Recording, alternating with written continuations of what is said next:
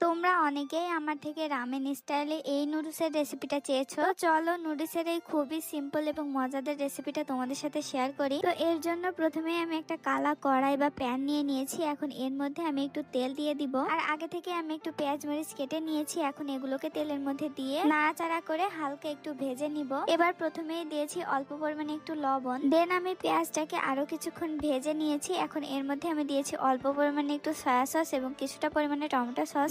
এবার আমি এর মধ্যে একটু পানি অ্যাড করে দিব। আর আমি একটু ঝালটা বেশি খাই, এর জন্য একটু ঝালের গুঁড়াও অ্যাড করে দিলাম। তোমরা চাইলে এটা স্কিপ করতে পারো। আর সয়া সসটাও অপশনাল, ওটা বাসায় থাকে তাই আমি অল্প পরিমাণে একটু দিয়েছিলাম। ব্যাস এবার একটু নাড়াচাড়া করে আমি মশলাটাকে একটু কষিয়ে নিলাম। এখন আমি এর মধ্যে ছোট এক প্যাকেট নুডলস দিয়ে দিয়েছি, তবে এটা আমার কাছে অনেকটাই কম মনে হচ্ছিল। তো বাসায় কোকোলা নুডলস ছিল, ওটা আবার আমি একটু দিয়ে দিলাম। এটা আমি ম্যাগি নুডলস দিয়েই বেশি বানাই, তবে আজকে বাসায় ম্যাগি নুডলসটা ছিল না। আর এর মাঝে কিন্তু আমি এর মধ্যে আরো একটু পানি অ্যাড করে দিয়েছি। এন্ড লাস্টলি আমি এর মধ্যে একটা ডিম দিয়ে দিয়েছি। ব্যাস এবার 2 থেকে 3 মিনিটের মতো নুডলসটাকে রান্না করে নিলেই এটা রেডি হয়ে যাবে। আর এভাবে নুডলস রান্না করলে খেতে যে এত বেশি মজা লাগে, তোমরা জাস্ট একদিন বাসায় ট্রাই করে দেখতে পারো। যাই হোক, নামানোর আগে আমি নুডলসের মধ্যে যে প্যাকেট মশলাটা ছিল ওটা একটু দিয়ে দিলাম। আমার যখন হুটহাট একটু খিদা লাগে বা ভাত খেতে ইচ্ছে করে না, আমি তখনই এভাবে নুডলস বানিয়ে খাই। তো আমার মতো তোমরা কে কে এভাবে নুডলস রান্না করে খাও বা খেয়েছো অবশ্যই আমাকে কমেন্ট বক্সে জানিয়ে যে। একটা বাটির মধ্যে আমি নুডলসটাকে ঢেলে এবার উপর দিয়ে অল্প একটু টমেটো সস দিয়ে দিলাম। ব্যাস এবার খাবারটা দেখতেও অনেক বেশি লোভনীয় লাগতেছে। আর এটা খেলে একবারে আমার মন এবং পেট দুইটাই ঠান্ডা হয়ে যায়। আমার সবচাইতে পছন্দের দুইটা খাবার হলো নুডলস এবং মোমোজ। তবে মোমোজটা বানানো একটু ঝামেলা, যার কারণে নুডলসটাই বেশি খাওয়া হয়। তো তোমরা কোনটা খেতে বেশি পছন্দ করো, নুডলস নাকি মোমোজ, অবশ্যই আমাকে কমেন্ট বক্সে জানিয়ে যেও। তো এই তো ভিডিওটা এই পর্যন্তই। আমার এই ছোট্ট ভিডিওটা তোমাদের কাছে কেমন লাগলো, আর এই মুহূর্তে তোমরা কে কোন জেলা থেকে আমার ভিডিওটা দেখছো অবশ্যই আমাকে কমেন্ট বক্সে জানিয়ে যেও। দেখা হচ্ছে আবার নেক্সট কোনো ভিডিওতে। আল্লাহ হাফেজ, বাই বাই।